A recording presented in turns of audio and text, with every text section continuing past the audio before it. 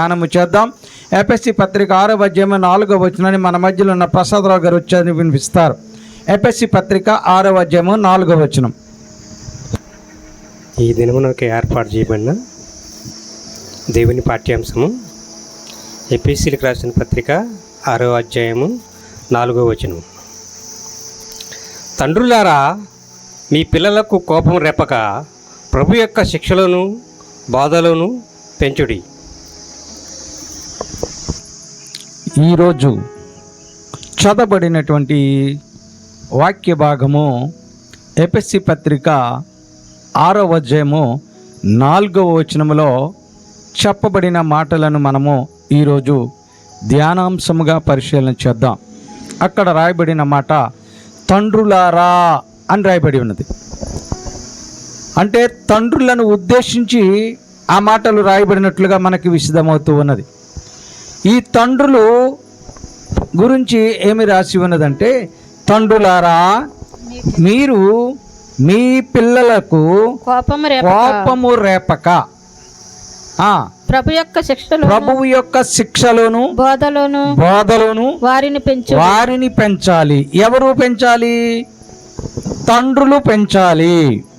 కాబట్టి ఈరోజు తండ్రుల యొక్క పాత్ర గురించి, తండ్రులు చేయవలసిన విధి విధానాల గురించి, తండ్రులు పరిస్థితుల గురించి ఈరోజు మనము ధ్యానించుకుందాం. ఎందుకని అంటే ఈరోజు ప్రపంచ తండ్రుల దినోత్సవం, వరల్డ్ ఫాదర్స్ డే.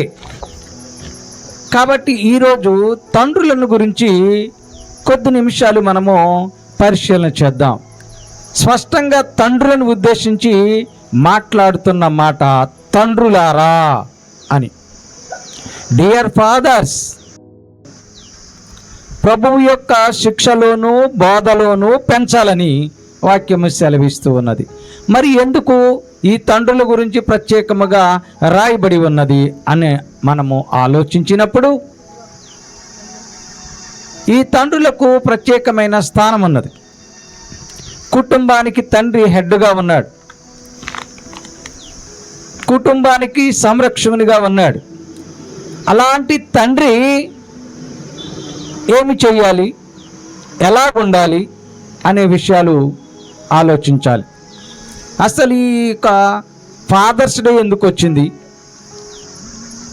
ఈ యొక్క ప్రపంచవ్యాప్తంగా తండ్రుల దినోత్సవాన్ని ఎందుకు జరుపుతున్నారు అనే విషయాలను కూడా మనము తెలుసుకోవాలి. ప్రియులరా, మరి 1909వ సంవత్సరంలో అమెరికాలో సునోడా స్మార్ట్ డాన్ అనేటువంటి ఒక కూతురు ఉన్నది. వారి యొక్క తండ్రి, వారి తల్లి చనిపోయినప్పుడు ఆ యొక్క ఆడపిల్లలను మరి తల్లి లేకపోయినప్పటికీ తానే తల్లి తండ్రి పెంచిన విధానాన్ని బట్టి, ఆ బిడ్డలను తీర్చిదిద్దిన క్రమమును బట్టి వారి యొక్క కుమార్తె, అంటే ఈ విలియం స్మార్ట్ అనేటువంటి ఆయన కుమార్తె సనోరా స్మార్ట్ డాడ్ అనేటువంటి ఆ యొక్క కుమార్తె ఈ యొక్క తండ్రుల కొరకు ఏదైనా ఒక ప్రత్యేకమైన కార్యక్రమాలు చేపట్టాలని ఆలోచన చేసింది. నా తండ్రి ఎంత శ్రమపడ్డాడు, నా తండ్రి మా కుటుంబాన్ని పోషించడానికి ఎన్ని వెయ్యి ప్రయాసాలు కోర్చాడు, తన జీవితాన్ని సాక్రిఫై చేశాడు మా కొరకు, మమ్మల్ని పెంచడానికి, మమ్మల్ని వృద్ధిలోకి తీసుకురావడానికి, మమ్మలను ఈ ఉన్నత స్థితిలో నిలబెట్టడానికి నా తండ్రి పడిన శ్రమ నేను మర్చిపోకూడదని అని ఈ యొక్క ఆ తండ్రిని గౌరవిస్తూ, అప్పటికే తల్లుల దినోత్సవం మదర్స్ డే ఉన్నది. అయితే మరి తల్లులు ఒక్కలేనా, మరి తండ్రులు కూడా కుటుంబంలో చాలా బాధ్యతాయుతముగా బిడ్డలను పెంచుతూ వస్తున్నారు కదా. వారు ఎన్ని కష్టాలు పడినప్పటికీ ఆ కుటుంబానికి తెలియకుండా, వారిలో ఎంత దుఃఖం ఉన్నప్పటికీ ఆ దుఃఖాన్ని దిగమింగుతూ ఆ కుటుంబ సభ్యులు ఎదురుగా లేదా ఆ భార్య ఎదురుగా లేదా ఆ బిడ్డలు ఎదురుగా ఆ యొక్క బాధను కనపరచకుండా లోపలే మనసులో దిగమింగుకొని ఆ కుటుంబం కొరకు ఎంత శ్రమ పడ్డాడు అని ఆలోచించినటువంటి కుమార్తె మదర్స్ డేతో పాటుగా ఫాదర్స్ డే కూడా నిర్వహించాలని 1909 సంవత్సరంలో ఫాదర్స్ కొరకు ఒక రోజును కేటాయించి ఆ రోజు జూన్ 5వ తారీఖున 1909 సంవత్సరం జూన్ 5వ తారీఖున ఇది తండ్రుల కోసం ఒక రోజు అని ప్రత్యేక కార్యక్రమాలు పెట్టి తండ్రి చేసినటువంటి సేవలను గుర్తించుకుంటూ ఆ యొక్క తండ్రి సమాధి దగ్గర మరి పుష్పగుచ్చాలు ఉంచుతూ ఆ తండ్రి ఆ యొక్క జ్ఞాపకాలను గుర్తు చేసుకుంటూ స్మరించుకుంటూ ఆ యొక్క అనేక మందిని ప్రోగు చేసి వారికి మరి అన్నదానము చేయటం, వస్త్రాలు ఇవ్వటం, ఇలాంటి కార్యక్రమాలు చేస్తూ వచ్చింది. అయితే ఈ యొక్క మరి ఆ స్మార్ట్ డాడ్ అనేటువంటి ఈమె చేసిన ఈ కార్యక్రమాన్ని గురించి అనేక మంది ఆలోచన చేశారు. ఏమిటి ఆమె తండ్రి కోసం ఒక్కటే చేయటం ఏమిటి, మరి మన తండ్రుల కొరకు మనం ఎందుకు చేయకూడదు అని ఆలోచించి వాషింగ్టన్లో స్పోకెన్ అనేటువంటి ఒక ఆయన ఈ విషయాన్ని అందరూ చేస్తే బాగుంటుందని ప్రతిపాదన చేశాడు. ఆమె ఒక్కటే చేసుకోవటం కాదు, ఇది అందరి కార్యక్రమంగా చేస్తే బాగుంటుంది అని ఆయన 1910 సంవత్సరంలో జూన్ 19వ తేదీన అధికారికంగా ఈ యొక్క ఫాదర్స్ డేని ప్రారంభించాడు. ఈ ఫాదర్స్ డే ప్రారంభించిన తరువాత దీనికి మరి అప్పుడున్నటువంటి అమెరికా అధ్యక్షుడు వుడ్రో విల్సన్ అనేటువంటి ఆయన మద్దతు పలికాడు. అయ్యో ఇది మంచి కార్యక్రమం కదా, ఇలాంటి కార్యక్రమము అధికారికంగా చేస్తే బాగుంటుంది అని ఆయన కూడా సపోర్ట్ చేశాడు. అట్టి రీతిగా 1924 సంవత్సరం వచ్చేసరికి ఒక తీర్మానము పాస్ చేసి ఇది ప్రపంచమంతా జరపాలి అని ఒక నిర్ణయాన్ని చేశారు. అప్పటి నుంచి మరి అన్ని దేశాల్లో ఈ యొక్క ఫాదర్స్ డే గురించి ప్రత్యేక కార్యక్రమాలు నిర్వహిస్తూ వస్తూ ఉన్నారు. మరి ఎందుకు ఈ ఫాదర్స్ డే అని మనం ఆలోచించినప్పుడు తండ్రి చూపిన ప్రేమ, తండ్రి చేసిన త్యాగం, తండ్రి బిడ్డల కొరకు కనపరిచినటువంటి కృషిని గుర్తు చేసుకుంటూ ఆ తండ్రిని గౌరవించటం, బ్రతికుంటే ఒకవేళ చనిపోతే ఆ తండ్రిని జ్ఞాపకము చేసుకుని తండ్రి పేరిట అనేక మందికి సహాయ కార్యక్రమాలు చేయటం ఈరోజు ఈ యొక్క కార్యక్రమాన్ని నిర్వహిస్తూ ఉంటున్నారు. ప్రియులరా, ఆలోచన చేద్దాం. మరి అలాంటి ఈ యొక్క తండ్రుల దినోత్సవము రోజున తండ్రుల గురించి మనం ఎందుకు ఆలోచించాలంటే ఈ తండ్రి చాలా కీలకంగా ఉన్నారు కుటుంబంలో. అందుచేతే మనము చదివిన మూలవాక్యములు ఏమన్నదంటే, తండ్రులారా మీ బిడ్డలను విసిగించొద్దు, కోపపడవద్దు, ప్రభువు యొక్క శిక్షలో బోధలో పెంచాలి మీరు అని రాయబడి ఉన్నది. అంటే ఇప్పుడు తండ్రులైన వారు ఏమి చేయాలంటే మీ బిడ్డలు మిమ్మల్ని మరి చిరస్థాయిగా గుర్తుంచుకోవాలి అని అంటే మీరు మీ బిడ్డలను బాల్యము నుండే జాగ్రత్తగా పెంచాలి. ఎలా పెంచాలంటే ప్రభు యొక్క శిక్షలోను బోధలోను పెంచాలి అని రాయబడి ఉన్నది. అంతేకాదు ప్రియులరా, ద్వితీయోపదేశకాండము 6వ అధ్యాయంలో 6-7 వచనాలు చూసినప్పుడు ఈ తండ్రులు బిడ్డలకు దేవుని మాటలు నేర్పాలి అని రాయబడి ఉంది. నేడు నేను నీకు ఆజ్ఞాపించు ఈ మాటలను నీ హృదయంలో ఉండవలెను. నీవు నీ కుమారులకు, చూడండి, నీ కుమారులకు వాటిని అభ్యసింపచేసి నీ ఇంట కూర్చున్నప్పుడు, త్రోవను నడిచేటప్పుడు, పండుకొనేటప్పుడు, లేచినప్పుడు వాటిని గూర్చి మాటలాడవలెను. సూచనగా వాటిని నీ చేతికి కట్టుకొనవలెను. అవి నీ కన్నుల నడుమ బాసికములా ఉండవలెను. నీ ఇంటి ద్వారబంధముల మీద నీ గౌనుల మీదను వాటిని వ్రాయవలెను. వాటిని నీవు ఈ పిల్లలకు నేర్పవలను. అభ్యసించడం అంటే నేర్పటం. ఇవన్నీ నేర్పాలి. ఏమిటి? దేవుని మాటలు నేర్పాలి. ఎవరికి? బిడ్డలకు. ఎవరు నేర్పాలి? తండ్రులు నేర్పాలి. ఈ తండ్రులు నేర్పేటప్పుడంట వారికి కోపము రేపకుండా దేవుని మాటలను భయభక్తులతో నేర్పాలి అని మనము చూస్తూ ఉన్నాము ప్రియులారా. ఎందుకు అలా నేర్పాలి అని అంటే 103వ కీర్తనలో మరి 13వ వచనంలో ఏమన్నదంటే, నీవు ఎట్టి రీతిగా నీ బిడ్డలకు ఇట్టి రీతిగా నేర్పితే తండ్రి తన కుమారుడి ఎడల జాలిపడినట్లు యెహోవా తన యందు భయభక్తులు గలవారి ఎడల జాలిపడును. అంటే ఇప్పుడు నీ బిడ్డల పైన తండ్రి ఏ విధంగా ప్రేమ చూపుతాడో నీ పైన దేవుడు కూడా అదే ప్రేమ అదే కరుణ చూపిస్తూ ఉంటాడు. అయితే నీ బిడ్డలను నువ్వు ఎలా పెంచుతున్నావో అనేది విషయంలో తండ్రి కడు జాగ్రత్తగా ఉండాలి. ఎందుకనంటే తల్లి కంటే తండ్రికే బిడ్డలు ఎక్కువ భయపడతారు. ఒకవేళ తండ్రి కోపపడితే తల్లి వెనక వెళ్ళి దాక్కుంటారు. కారణం ఏమిటంటే తల్లి గారాభం ఎక్కువ చేస్తుంటుంది కనుక. అందుచేతనే దేవుని వాక్యం మనకు సెలవిస్తున్న మాట ఏమిటంటే సామెతల గ్రంథం 13వ అధ్యాయం 24వ వచనంలో అక్కడ మాట ఏమని రాయబడిందంటే, బెత్తము వాడని వాడు తన కుమారునికి విరోధి కుమారుని ప్రేమించేవాడు వానిని శిక్షించును. ఎవరైతే బిడ్డలను శిక్షిస్తాడో ఆ బిడ్డల పట్ల ఆ తండ్రికి ప్రేమ అన్నట్టు అర్థం. ఎందుకు? వాడు చెడిపోతాడేమోనని, వాడు పాడైపోతాడేమో అని కోపపడుతూ ఉంటాడు. అది తండ్రి చేయవలసినటువంటి పని. అయితే ప్రియులరా, మనమందరము ఆలోచన చేసినట్లయితే పరిశుద్ధ లేఖన భాగంలో కొంతమంది తండ్రులు ఉన్నారు. వారు ఏమి చేశారు? వారిని బట్టి ఇప్పుడున్న తండ్రులు ఏమి నేర్చుకోవాలి?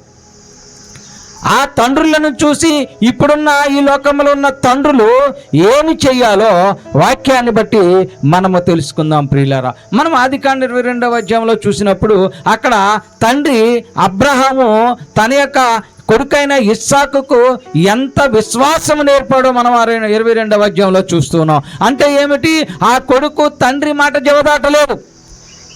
తండ్రి అన్నాడు, నడువు మనం వెళదాము, కొండ మీదకి వెళ్దాము. దేవుడు ఏం చెప్పాడు? నీ ఒక్కగానో కొడుకుని తీసుకొచ్చి నాకు బలి ఇచ్చేయమన్నాడు. కానీ మారు మాట్లాడకుండా కొడుకు చెప్పాడు, నాన్న మనం కొండ మీదకి వెళ్దాము, అక్కడ దేవునికి బలి ఇవ్వాలి అని అన్నాడు. సరు డాడీ అని ఆ కొడుకు తండ్రితో పాటు వెళ్ళిపోయాడు. వెళ్ళిపోతూ అన్నాడు, డాడీ మనం వెళుతున్నాం కదా, మరి అక్కడ బలి ఇవ్వటానికి పొట్టలేదు అని అడిగాడు. అరే నేనే నిన్ను బలి ఇచ్చేస్తానని తండ్రి కూడా కొడుకు చెప్పలేదు. సరే అక్కడికి తీసుకెళ్ళాడు. దేవుడే చూసుకుంటాడు అనుకుంటూ తీసుకుపోయాడు. తీసుకెళ్ళిన తర్వాత ఆ యొక్క బలివటానికి పడుకోబెట్టాడు. పడుకోబెట్టినప్పుడు కొడుకు ఏమన్నాడు? ఇదేంటి తండ్రి, నువ్వు బలివటానికి పొట్టెలు దేవుడే చూసుకుంటాడు అన్నావు, నన్ను బలిత్తనం ఏంటని అడగలేదు. తండ్రి పడుకోమన్నాడు, కొడుకు పడుకున్నాడు. తండ్రి కత్తి పైకెత్తాడు బలివటానికి. అప్పుడు దేవుడు మాట్లాడాడు. ఆయన విశ్వాసము ఎలాంటిదంటే, మేము పైకి వెళ్ళి వస్తాము అన్నాడు. కొండ కింద ఏమన్నాడు? నేను వస్తాను, నా కొడుకుని బలిచ్చి ఒక్కడే వస్తాను అనలే. ఆయన విశ్వాసం ఏమిటి అని అంటే, నేను నా కొడుకు కొండపైకి వెళుతున్నాం, అక్కడ నుంచి మేమిద్దరం మళ్ళీ తిరిగి వస్తామన్నాడు. మేము తిరిగి వస్తాము అన్నాడు. మేము అని అక్కడ ప్లూరల్గా వాడాడు, సింగులర్గా వాడలే. నేను అంటే ఒక్కడే అని, మేము అంటే ఒకటి కంటే ఎక్కువ అని. అంటే ఇక్కడ ఆ యొక్క అబ్రాహాముకు ఉన్నటువంటి విశ్వాసము ఆ బిడ్డకు కూడా నేర్పాడు. ప్రియులారా, అట్టి రీతిగా తండ్రి తన బిడ్డలకు దేవుని యందు విశ్వాసాన్ని నేర్పాలి. శోధనలు వస్తాయి, వేదనలు వస్తాయి, బాధలు వస్తాయి, కష్టాలు వస్తాయి, అన్నీ వస్తాయి. మానవ జీవితములు అన్నీ సహజంగా ఉంటాయి. కానీ ఆ విశ్వాసములో బిడ్డలను బలపరిచేవారిగా ఉండాలి. ఎక్కడైతే అబ్రహాము తన కుమారుడికి విశ్వాసం బలపడేలాగా చేశాడో అట్టి రీతిగా ఈ యొక్క తండ్రులు అనేవారు వారి బిడ్డలకు విశ్వాసాన్ని బలపరిచేలాగా చేయాలి. రెండవ వ్యక్తిని మనం ఆలోచించినప్పుడు యోబు గ్రంథంలో 1వ అధ్యాయంలో 5వ వచనంలో మరొక తండ్రిని మనం చూడగలుగుతున్నాం. ఆయన యోబు గారు ఏమి చేశాడు అని అంటే, తన బిడ్డలు ఎక్కడ దేవుణ్ణి దూషిస్తున్నారో, ఒకవేళ మనస్సులోనైనా దేవుణ్ణి తిడుతున్నారేమో అని బిడ్డలు పడుకున్నప్పుడు ఆ బిడ్డల కొరకు అనునిత్యము ప్రార్థన చేసేవారట. అయ్యా ఒకవేళ నా బిడ్డలు తెలుసో తెలియకో నిన్ను తిట్టి ఉంటే, అంటే మన పరిస్థితులను బట్టి, మన అప్పులను బట్టి, మన బాధలను బట్టి, మనకున్న ఇబ్బందులను బట్టి బిడ్డలు ఒకవేళ తిడుతూ ఉంటుంటారు దేవుణ్ణి. అందుచేత తండ్రి ఏమి చేశాడంటే, అయ్యో ఒకవేళ బిడ్డలు తిట్టారేమో నా దేవుడిని అని వారి కొరకు ప్రార్థన చేసినట్లుగా మనము చూస్తూ ఉన్నాం యోబు గ్రంథం 1వ అధ్యాయంలో. ప్రియులారా, ప్రియమైన సంగమా, ప్రియమైన విశ్వాసులారా, ఆలోచన చేయండి. అంటే ఇక్కడ యోబు గారు బిడ్డల కొరకు ప్రార్థన చేశాడు. మరి ఎంతమంది ఈ లోకంలో ఉన్న తండ్రులు వారి బిడ్డల కొరకు ప్రార్థన చేస్తున్నారు, వారి భవిష్యత్తు కొరకు ప్రార్థన చేస్తున్నారు? ఆలోచన చేయాలి. నా ప్రాణమా తినుము త్రాగుము సుఖించుము అనే రీతిలో తండ్రులు బిడ్డలను పట్టించుకోకుండా తిరుగుతున్నారా? బిడ్డల కొరకు ప్రార్థన చేస్తున్నారా? ఆలోచన చేయాలి. రెండవ తండ్రి, మూడవ తండ్రిని కూడా మనము చూసినప్పుడు దావీదు గారి గురించి మనందరికీ తెలుసు. బాల్యం నుంచే దేవునికి ఇష్టమైన వాడిగా ఉన్నాడు, దేవుడు తోడుగా ఉన్నాడు కనుకనే ఆ జానుబాహుడైనటువంటి ఆ గొలియాతును చంపేశాడు, ఎలుకబంట్లను చంపేశాడు, సింహాలను చంపేశాడు, చివరికి రాజు అయ్యాడు. రాజు అయిన తర్వాత మరి ఆయనకి అహంభావం వచ్చిందేమో, ఆ రాజు అయిన తర్వాత గర్వము నెత్తికెక్కిందేమో తెలియదు. కానీ ఆ యొక్క దావీదు చేసినటువంటి పాపం వలన బిడ్డలు పాడైపోయారు, బిడ్డలు భ్రష్టులు అయిపోయారు. అంటే ఇప్పుడు తండ్రి చేసిన పాపం ఎవరికి తగిలింది? ఇప్పుడు బిడ్డలకు తగిలింది. అంటే తల్లిదండ్రులు చేసిన పాపం 3-4 తరముల వరకు బిడ్డలకు తగులును అన్నటువంటి వాక్యం నెరవేరిపోయింది. అంటే ఇప్పుడు బిడ్డలు ఏమైపోయారు? భ్రష్టులు అయిపోయారు. ఓ బిడ్డ చనిపోయాడు, ముందు వారి బిడ్డలు వ్యభిచారులు అయిపోయారు.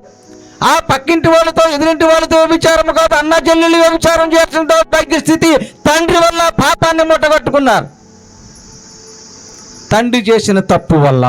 కాబట్టి ఇప్పుడు తండ్రి అనేవాడు ఎలాగుండాలని అంటే పాపానికి దూరంగా ఉండాలి. ప్రియమైన సంగమా, ప్రియమైన విశ్వాసులారా, ఆలోచన చేయండి. మనము చూస్తూ ఉన్నాము ఇస్సాకు అనేటువంటి తండ్రి ఏం చేశాడు? తన తండ్రి అయిన అబ్రహాము ఈయన విశ్వాసంలో పెంచాడు. కానీ ఇస్సాకు ఏం చేశాడు? చిన్న కొడుకుని ఒకలాగా, పెద్ద కొడుకుని ఒకలాగా చూశాడు. చివరికి అట్టి రీతిగా చూడబట్టే చిన్న కొడుకు ఏమి చేశాడు? తండ్రిని మోసం చేశాడు తల్లి ప్రోత్సాహంతో. అంటే బిడ్డలను వ్యత్యాసంగా చూశాడు, పార్షియాలిటీ కనపరిచాడు. వ్యత్యాసాన్ని చూపించడం వల్ల తండ్రిని కొడుకు మోసం చేయవలసిన పరిస్థితి వచ్చింది. మరి అలాగ తండ్రి ఉండకూడదు. తనకు పుట్టిన బిడ్డలు ఆడైనా మగైనా ఒకేలాగా చూడాలి. అయ్యో ఆడపిల్ల కదా వెళ్ళిపోద్ది కదా అనేటువంటి ఆలోచన కలిగి ఉండకూడదు. ఈ లోకరీతిగా అనేక మంది అంటారు ఆడపిల్ల పుడితే ఇంటికి మహాలక్ష్మి అని. కానీ ఆడపిల్ల పుడితే మాకు బరువు అయిపోతుంది, భారం అయిపోతుందని ఎంత త్వరగా పంపించేయాలనేటువంటి ఆలోచనతో కొంతమంది ఉంటారు. ప్రియులరా, ఆలోచన చేయండి. తండ్రి అనేవాడు అలాగ ఉండకూడదు. మరొక తండ్రిని మనము చూసినప్పుడు యెహోషువ గారు ఏం చేశాడంటే తన యొక్క కుటుంబాన్ని మరి ఎంతో చాకచక్యముగా దేవుని సేవలో నడిపించినట్లుగా మనము చూస్తూ ఉన్నాం. 24వ అధ్యాయం 15వ వచనంలో యెహోషువ గ్రంథంలో ఆయన ఏమంటున్నాడు? నా కుటుంబం నేను దేవుని సన్నిధిలో ఉండులాగునా మాకు అవకాశం ఇవ్వుతండి అని ప్రార్థన చేస్తున్నాడు. కుటుంబం కొరకు, కుటుంబం యావత్తు కూడా ఆ యొక్క దేవుని సన్నిధిలో గడపటానికి అవకాశం ఇవ్వమని అడుగుతూ ఉన్నాడు. ప్రియులారా, మరి ఆ యొక్క యెహోషువ గారు అలాగ అడుగుతూ ఉన్నాడు. కుటుంబం కొరకు ప్రార్థన చేస్తున్నాడు. యోబు గారు బిడ్డల కొరకు ప్రార్థన చేస్తున్నాడు. అబ్రాహాము తన బిడ్డల కొరకు తన కుమారుడి యొక్క విశ్వాసాన్ని బలపరచడానికి ప్రయత్నం చేశాడు. మరొక తండ్రిని మనము చూస్తాం లూకా సువార్త 15వ అధ్యాయంలో. కుమారుడు తండ్రిని కాదని వెళ్ళిపోయినప్పటికీ కూడా ఆస్తి నా వాటా నాకు ఇచ్చేయమని లాక్కెళ్ళిపోయి దుర్వ్యసనాలకు బానిసైపోయి పాడు చేసి వచ్చినప్పటికీ కూడా తండ్రి ఏమి చేశాడండి? ఓరి దుర్మార్గుడా, తీసుకెళ్ళి అంతా పాడు చేసావే, ఇప్పుడు వచ్చావా అని బిడ్డని చిరాకు పడలేదు, బిడ్డ పైన కోపపడలేదు. దూరంగా కొడుకు రావటం చూసి పరిగెత్తుకుని వెళ్ళి కొడుకుని కౌగలించుకొని ఆ మెడ పైన ముద్దు పెట్టుకుని నా కొడుకు తిరిగి వచ్చాడు హో అని సంతోషంతో ఫంక్షన్ చేశాడు. అంటే కొడుకు చేసినటువంటి పాపాలను క్షమించాడు, కొడుకు చేసిన తప్పిదాలను క్షమించాడు. ఆ క్షమాగుణాన్ని కలిగి ఆ యొక్క కొడుకుని ప్రేమగా స్వీకరించాడు. అంటే ఈ తండ్రి ఏమి చేశాడంటే తిరుగుబాటు చేసినటువంటి కుమారుణ్ణి క్షమించాడు, ప్రేమించాడు. ప్రియులారా, ఆలోచన చేయండి. ఇంతమంది తండ్రులను చూసినటువంటి ఈ లోకంలోని తండ్రులు ఏమి చేయాలో ఆలోచన చేయాలి. అబ్రాహాములాగా నీ బిడ్డలకు విశ్వాసంతో పంచుతున్నావా? యోబులాగా నీ బిడ్డల కొరకు ప్రార్థన చేస్తున్నావా? యెహోషువలాగా నీ యొక్క కుటుంబంలో ఉన్న బిడ్డల కొరకు, కుటుంబం యావత్తు కొరకు దేవుని సన్నిధిలో ఉండులాగా ప్రయత్నం చేస్తున్నావా? తప్పిపోయిన కుమారుని క్షమించిన రీతిగా నీ కొడుకు తప్పు చేస్తే నీవు క్షమించగలిగేటువంటి తండ్రిగా ఉన్నావా? అందుకే తండ్రులారా, మీ బిడ్డలకు కోపము రేపక, మీ పిల్లలకు కోపము రేపక ప్రభు యొక్క శిక్షలోను బోధలోను పెంచాలి. అలా పెంచడం లేదు. హ్యాపీగా ఎలా తిరిగితే అలాగ తిరుగురా అని ధనం ఎక్కువైపోయిన వాళ్ళకి డబ్బులు ఇచ్చి ఇష్టానుసారంగా చేస్తున్నారు. చూడండి ప్రియులరా, నిన్న ఒక న్యూస్ వచ్చింది టీవీలో. ఏమిటంటే ఓ తండ్రి అంట బాగా ఆస్తిపరుడట, 5 కోట్లు పెట్టి కారు కొన్నాడట. ఆ కారును ప్రధానమైనటువంటి రహదారిలో 18 ఏళ్ళు నిండని కొడుకు చేత కారు నడిపిస్తూ, నా కొడుకే కదా, హ్యాపీగా తోలేస్తున్నాడు. చిన్న వయసులోనే కారు తోలటం వచ్చేసింది. ఇంత విలువైన కారు నా కొడుకు తోలుతున్నాడు అని ఆనందంతో కేరింతలు కొడుతున్నాడంట పక్కన కూర్చుని. ఇది వీడియో తీసినటువంటి పబ్లిక్ గవర్నమెంట్కి పంపిస్తే అసలు 18 ఏళ్ల లోపు పిల్లలకి కనీసం స్కూటీ కూడా ఇవ్వకూడదు, మీరు ఇంత విలువైన కారును జనసంచారము తిరిగేటువంటి ఆ ప్రదేశంలో మీరు ఎలా నడుపుతారు అని చెప్పి పోలీసులు తీసుకెళ్ళి అరెస్ట్ చేశారు. అంటే తండ్రులు పిల్లలను అలా లగ్జరీ లైఫ్లో అంటే వసతులు కల్పించవచ్చు, కానీ ఇంత లగ్జరీగా ప్రజలు ఒకవేళ ఆ కుర్రవాడు అదుపు తప్పితే ఆ విలువైన పెద్ద కారు ఎంతమందిని గుద్దితే ఎంతమంది ఆ యాక్సిడెంట్లో చనిపోతారో మనకు తెలియదు. కావున దేవుని వాక్యం సెలవిస్తున్నది సామెతల గ్రంథం 22వ అధ్యాయంలో, నీ కొడుకు నడవలసిన త్రోవ నువ్వు ఎప్పుడు నేర్పాలి తెలుసా? బాల్యంలో ఉన్నప్పుడు నేర్పాలి. అరే నాన్న ఇలాగ వెళ్ళకూడదు, ఇలాగ వెళితే ఇబ్బంది పడతాము. బాలుడు నడవలసిన త్రోవను వానికి నేర్పుము, వాడు పెద్దవాడైన తర్వాత దాంట్లో నుంచి తొలగిపోడు. మరి అలాగ నేర్పుతున్నారా? నేర్పగలుగుతున్నారా? గమనించండి ప్రియ సహోదరి సహోదరు. అందుచేత దేవుని వాక్యం మనందరితో మాట్లాడుతున్నది. ఎలాగుండాలి తండ్రులు అంటే అబ్రహాములాగా విశ్వాసములో బిడ్డలను పెంచేవారిగా ఉండాలి. ఎలాగుండాలి తండ్రులు అంటే బిడ్డల కొరకు నిత్యము ప్రార్థించే యోబులాగా ఉండాలి. ఎలాగుండాలి తండ్రులు అనంటే దావీదులాగా అధికారం వచ్చిన తర్వాత అహంకారము నెత్తికెక్కి పాపాన్ని మూటగట్టుకుని ఆ పాపం బిడ్డల మీదకి శాపం తెచ్చేలాగా ఉండకూడదు. తండ్రులే కాదు తల్లులు కూడా ఆలోచన చేయాలి. ప్రియమైన సంగమా, ప్రియమైన విశ్వాసులారా, ఇప్పుడు తండ్రుల పాత్ర ఎలాగుండాలి? ఎలాగుండాలంటే తండ్రి ఒక స్పిరిచువల్ లీడర్ లాగా ఉండాలి. అంటే తన బిడ్డలను ఆత్మీయంగా ఎదిగింపజేయటానికి కృషి చేయాలి. అదే మూలవాక్యంలో చెప్పబడింది, ప్రభువు యొక్క శిక్షలో బోధలో పెంచాలట. మరి దేవుని బోధ ఏమి చెప్తుంది? ఇప్పుడు నీ తల్లిదండ్రులను గౌరవించము, నరహత్య చేయకము, వ్యభిచరించకము, అబద్ధమాడకము, నీ పొరుగువారిని ప్రేమించుము, నీకు చేతనైతే ఎదుటివారితో సఖ్యముగా ఉండుము, కానీ ఘర్షణలకు వెళ్ళకుము, చేయగలిగినది చేయనెరిగి కూడా అలాగ నీవు చేయకపోతే పాపాన్ని మూటగట్టుకుంటావు. ఇవి కదా బిడ్డలకు నేర్పాలి. నీ ఇష్టానుసారంగా తిరగరా, నీకు నేను డబ్బులు ఇస్తాను, నీకు నచ్చిన బట్టలు, నచ్చిన కారు, నచ్చిన బండి తీసుకుని నీవు ఇష్టానుసారంగా తిరగరా అని మనము వాళ్ళని ప్రోత్సహించకూడదు. ఎందుకనంటే బాల్యంలో వారి ఆలోచన శక్తి అంత వృద్ధిలోకి రాదు. ఎప్పుడైతే 20 సంవత్సరాలు దాటినవో అప్పుడు వారు ఆలోచన శక్తి పరులవుతారు. అందుచేత 20 సంవత్సరాల లోపు ఉన్న పిల్లలు వారు స్వయం నిర్ణయం తీసుకోవటానికి అది సరిపడని తగని వయసు. కాబట్టి ఆ వయసులో పిల్లలను తల్లి కానీ తండ్రి కానీ ఏమి చేయాలంటే ప్రభువు యొక్క శిక్షలో బోధలో పెంచాలి. ప్రియులరా, హెబ్రీ పత్రిక 12వ అధ్యాయం 6వ వచనంలో ఏమన్నదంటే, ఒకవేళ నీ బిడ్డలు తప్పు చేస్తే, ఒకవేళ నీ బిడ్డలు దారి తప్పిపోతున్నారని నీవు అనుకుంటే, అది నీవు గమనించినట్టయితే 12వ అధ్యాయం 6వ వచనంలో ఏమన్నదంటే, నా కుమారుడా ప్రభువు చేయి శిక్షను తృణీకరించకము ఆయన నిన్ను గద్దించినప్పుడు విసుగకము ప్రభువు తను ప్రేమించు వారిని శిక్షించి స్వీకరించు ప్రతి కుమారుని దండించును. చూసారా, అంటే తండ్రి ఎందుకు దండిస్తాడంటే కోపంతో కాదు. ఎందుకు కోపడతాడంటే, అయ్యో నా బిడ్డలు పాడైపోకూడదని, అయ్యో నా బిడ్డలు చెడిపోకూడదని కోపడుతూ ఉంటారు, దండిస్తూ ఉంటారు. అయితే ఆ దండనను మీరు వేరేలాగా ఈ బిడ్డలు తీసుకోకూడదు. ఎందుకనంటే, అయ్యో నా బిడ్డ పాడైపోతే నాకే కదా నష్టం, అయ్యో నా కుమారుడు పున్నామ నరకానికి నేర్పిస్తాడనేటువంటి ఆశతో బిడ్డలు తల్లిదండ్రులు ఉంటారు. మరి ఇప్పుడు తండ్రి ఒకవేళ కొట్టాడు అనుకోండి, తండ్రి ఒకవేళ తిట్టాడు అనుకోండి, దాన్ని స్వీకరించేటువంటి మనసు కలిగిన బిడ్డలుగా ఉండాలనంటే నువ్వేం చేయాలి? ఇప్పుడు బాల్యములోనే ప్రభు యొక్క శిక్షలో బాధలో పెంచాలి, మధ్యలో రాదు, చిన్నప్పటి నుంచే పెంచాలి. ప్రియమైన సంగమా, ప్రియమైన విశ్వాసులారా, మనకి రీసెంట్గా ఒక 4 రోజుల క్రితము మా ఇంటికి దూర ప్రాంతం నుంచి బంధువుల కుటుంబం వచ్చింది. హైదరాబాద్ నుంచి వచ్చారు. మమ్మల్ని అంటే పాస్టమ్ గారికి ఆపరేషన్ జరిగింది కదా, చూడటానికని వచ్చారు.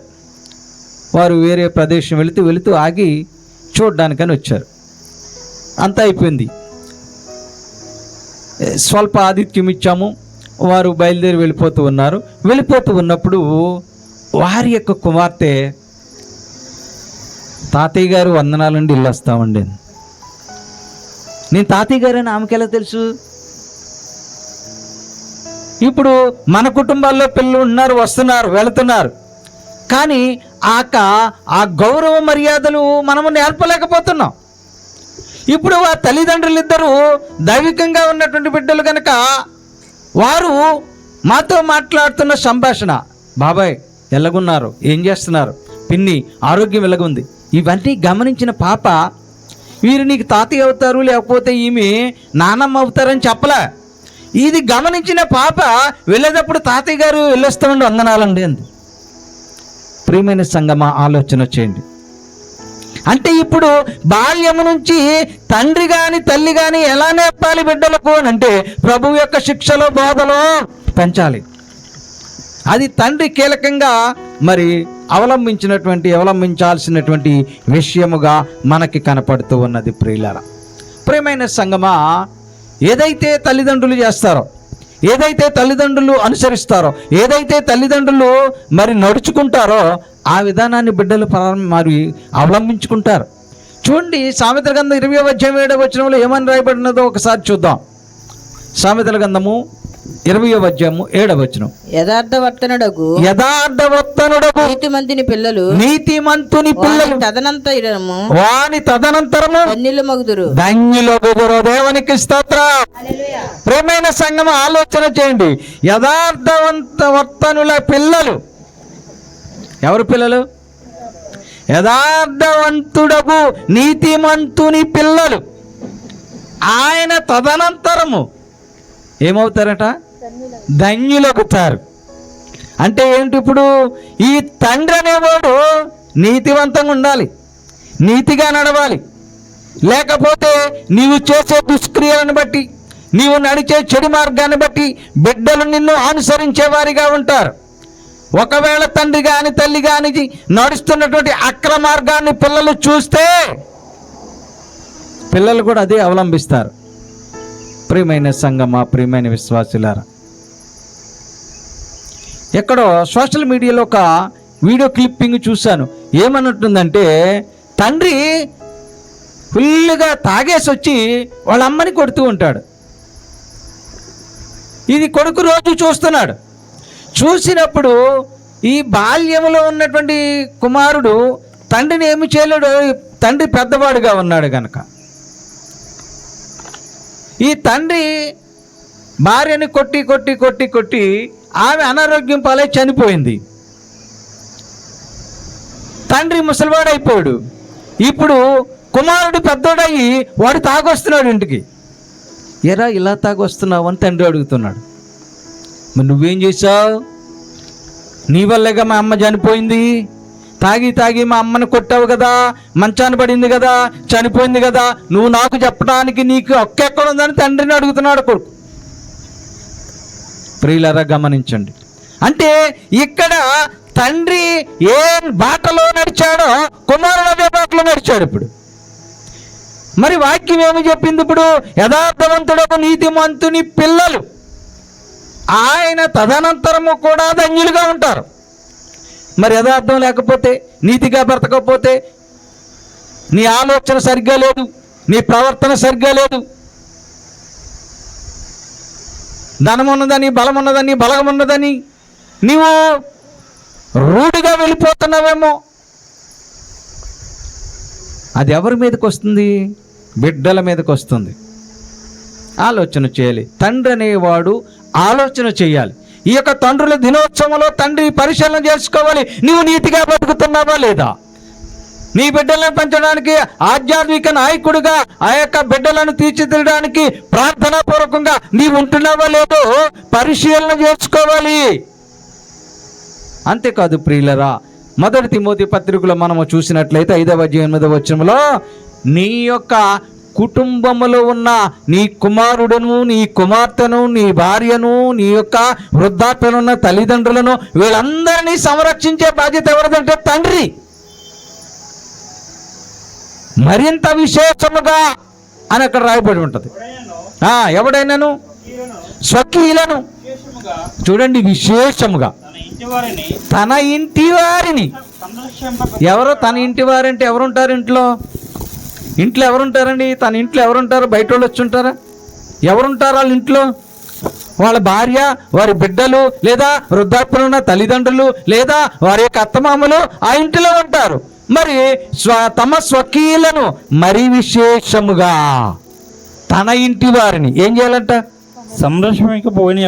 సంరక్షించాలండి. ఏం చేయాలి? ఇప్పుడు వారిని కాపాడాలి, వారిని సంరక్షించాలి. అది ఎవరి బాధ్యత అంటే తండ్రి బాధ్యత. ఇప్పుడు ఈ తండ్రుల దినోత్సవంలో తండ్రులైన వారు తెలుసుకోవాల్సింది ఏమిటంటే, నీ బిడ్డల కొరకు ప్రార్థించాలి, నీ బిడ్డలను క్రమశిక్షణలో పెంచాలి, నీ బిడ్డలను దేవుని భయభక్తుల్లో తీర్చిదిద్దాలి. ఆ భయభక్తులు లేకపోతే బిడ్డలు ఏమవుతారంటే విచ్చలవిడిగా తిరుగుతారు. ఆ భయభక్తులు లేకపోవటం చేత చూడండి, తండ్రి లేని కుటుంబంలో బిడ్డలు ఏంటి సోషల్ ఎలిమెంట్గా మారిపోతున్నారు. తల్లి మాట లెక్క చేయక, తల్లి ఎంత చెప్పినా వినిపించుకోక, ఒకవేళ తండ్రి చనిపోయినా, తండ్రి వదిలి వెళ్ళినా వారి కుటుంబంలో బిడ్డలు 100కి 90 మంది సమాజానికి వ్యతిరేకంగా నడుస్తున్నారు. వారు యవ్వన దశలోనే చెడు వ్యసనాలకు బానిసైపోతున్నారు, త్రాగుడికి బానిసైపోతున్నారు, అమ్మాయిలకు బానిసైపోతున్నారు, సినిమాలకు షికారులకు బానిసలైపోతున్నారు తప్ప ఒకవేళ తల్లిని సంరక్షిద్దామని ఆలోచన లేదు. తల్లి మాట పెడచోని పెడతారు, గట్టి కడితే తల్లిని కొట్టేస్తున్నారు. కారణం ఏంటో తెలుసా? తండ్రి లేకపోవటం చేత. అదే తండ్రి ఉంటే కొద్ది గొప్ప భయం ఏర్పడుతూ ఉంటుంది. ప్రియమైన విశ్వాసులారా, ఆలోచన చేయండి. ఈ యేసు కృపా వాక్కు వింటున్న ప్రతి ఒక్కరూ పరిశీలన చేయండి. ఈ యొక్క ప్రపంచ తండ్రుల దినోత్సవం సందర్భంగా తండ్రులు చేయవలసిన పనులు ఏమిటంటే బిడ్డల కొరకు ప్రార్థన చేయాలి, బిడ్డలను దేవుని యొక్క శిక్షలో బోధలో పెంచాలి, ఆధ్యాత్మిక గురువుగా ఉండాలి, తప్పు చేస్తున్నటువంటి కుమారుడును కుమార్తెను శిక్షించాలి. శిక్షించటం అంటే తండ్రి ఇనప రాడ్డు కాల్చి ఆ పిల్లల పైన వాతలు పెట్టాడట, అది కాదు శిక్షించడం అంటే. అలా శిక్షిస్తే పిల్లలు భయపడతారు, తండ్రి అంటే భయపడిపోతారు, అది నేరం అవుతుంది. అలా కాదు నాన్న, ఇలాగుండాలి, సమాజంలో మనం ఇలాగ నడుచుకోవాలి. వీళ్ళు మరి నానమ్మ అవుతారు, వీళ్ళ తాతయ్య అవుతారు, వీళ్ళ పెద్దమ్మ అవుతారు, వీళ్ళు మనకి బంధువులు అవుతారు. అని నేర్పాలి. ఆ నేర్పకపోవట చేత మనం చూసాం ద్వితీయోపదేశ కాండంలో. ఆ నేర్పే క్రమంలో ఏంటంటే నీ యొక్క నుదుట బాసికములాగా ఉండాలి దేవుని మాటలు, నీ గమిటిల మీద రాయబడి ఉండాలి, నీ చేతికి కట్టుకునేట్టు ఉండాలి. అవి నేర్పకపోవటం వల్ల బంధుత్వాలు కూడా తెగిపోతూ ఉన్నాయి. ఇంటికి చుట్టాలు వచ్చి వీళ్ళు ఎవరు, మనకేమవుతారు అనే పరిస్థితి వస్తుంది. అయ్యో వీరు మన బంధువులు, మన చుట్టాలు అని చెప్పటానికి కూడా ఈరోజు మానవ సంబంధాలు మరుగైపోయినాయి. తల్లిదండ్రులు పట్టించుకోవటంలే, వారి యొక్క యాంత్రిక జీవనం, లేవటం, వండుకోవటం, క్యారేజీలు కట్టుకోవటం, డ్యూటీలకు వెళ్ళటం, మళ్ళీ రావటం, వండుకోవటం, నిద్రపోవటం, పొద్దుటే వెళ్ళటం, ఇదే యాంత్రిక జీవనం అయిపోయింది. ఇప్పుడు ఎవరి బ్రతుకు తెరువు కోసం వారు పరుగులాట, వెతుకులాట, ఇదే జరుగుతున్నది తప్ప ఈ మానవ సంబంధాలు అనేవి మరుగైపోతూ ఉన్నాయి. కావున ప్రియమైన సంఘమా, ప్రియమైన విశ్వాసులారా, ఆలోచన చేయండి. తండ్రులైన వారు ఈ సందర్భంగా పరిశీలన చేసుకోండి. నీ బిడ్డల కోసం ప్రార్థించే వారిగా ఉన్నారో లేదో, నీ బిడ్డలకు కోపం రేపకుండా బిడ్డలను మరి దేవుని యొక్క భయములో, భక్తిలో పెంచుతున్నారో లేదో పరిశీలన చేసుకోండి. అలాగే చేయకపోతే ఏమవుతుందంటే మీరు పెద్దవారైన తర్వాత మిమ్ములను కూడా వారు నిర్లక్ష్యం చేస్తున్నారు. ఏ చెట్టుకి ఏ విత్తనం అయితే నాటుతామో అదే విత్తనము మొలకెత్తుతుంది. మనము ఒక మామిడి విత్తనము నాటిన తర్వాత జామ చెట్టు వస్తుందని ఆశపడకూడదు. ఎందుకు? మనం నాటింది జామ చెట్టు, మరి మామిడి చెట్టు టెంకన పాతినప్పుడు జామ చెట్టు మొలవదు. అలాగే మనం ఏదైతే ఈ యొక్క పిల్లలను బాల్యం నుంచే పెంచుకుంటూ వెళ్తామో వారి పెద్దవారైన తర్వాత అదే విధానాన్ని వారు అవలంబిస్తారు. అందుకే చిన్న పాప ఉదాహరణ మీకు చెప్పాను. ప్రియమైన సంఘమా, ప్రియమైన విశ్వాసులారా, ఇప్పుడు ఈ లోకంలో ఉన్నటువంటి చిన్నపిల్లల పరిస్థితి ఎలాగున్నదంటే వారిని సరైన రీతిలో పెంచకపోవటం వల్ల వారు దారిలో వారి యొక్క నాన్నమ్మ అమ్మమ్మలు కలిసినా కూడా వారిని పలకరించలేకపోతూ ఉన్నారు. ఇది తెలీదు. పరుగెత్తుకుని వెళ్ళి నానమ్మ అని ఆ సంకనెక్కడానికి కూడా అవకాశం లేదు. అంటే వారిని దూరంగా పెంచుతున్నారు. మరి ఇలాంటి క్రమంలో తండ్రులు అనేవారు చాలా కీలకంగా వ్యవహరించాల్సి ఉంది. తండ్రి అనేవాడు ఎలాగుండాలో మనము చూసాం. మనము నలుగురు తండ్రులను గురించి మనం ఆలోచన చేసాం. మరి ఇప్పుడు ఈ లోకరీతిగా ఉన్నటువంటి తండ్రి ఎలాగుండాలి? మలాకి గ్రంథము 4వ అధ్యాయం 6వ వచనం చదవండి. మలాకి గ్రంథము 4వ అధ్యాయము 6వ వచనాన్ని చదవండి. అక్కడ ఈ తండ్రి కొడుకుల మధ్య ఎలాంటి రిలేషన్స్ ఉండాలో అక్కడ స్పష్టంగా చెప్పబడుతూ ఉన్నది. నేను వచ్చి దేశమును శపించకుండానట్లు అతడు తండ్రుల హృదయమును పిల్లల తట్టును పిల్లల హృదయమును తండ్రుల తట్టును తిప్పును. చూసారా? అంటే ఇప్పుడు తండ్రి అంటే కొడుక్కి గౌరవం లేదు, కొడుకంటే తండ్రికి ప్రేమ లేదు.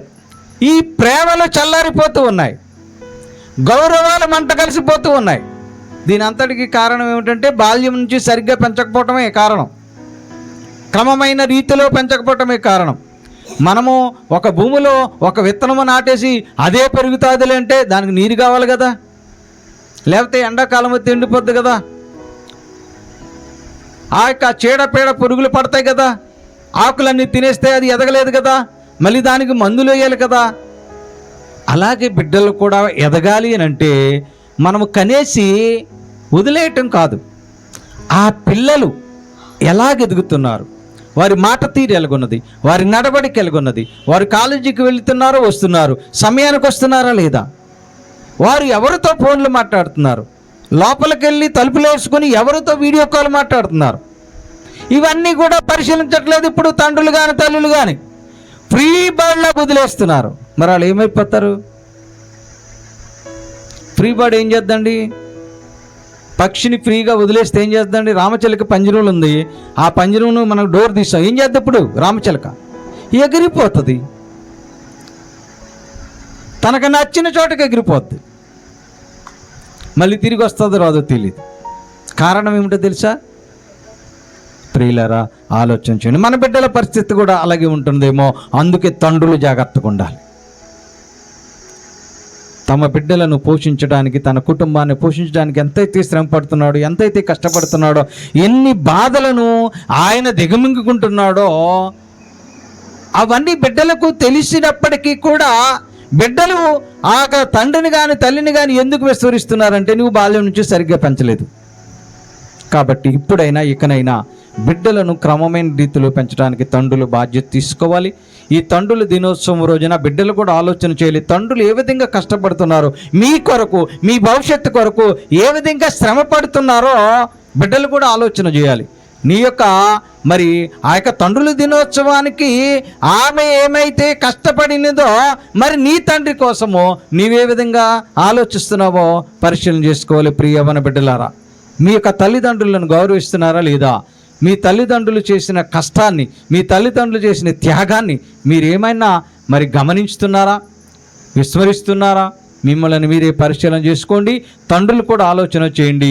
మీ బిడ్డల భవిష్యత్తు కొరకు, మీ బిడ్డలను తీర్చిదిద్దుట కొరకు మీరు ప్రార్థనాపూర్వకంగా యోబులాగా బిడ్డల కొరకు ప్రార్థన చేయండి.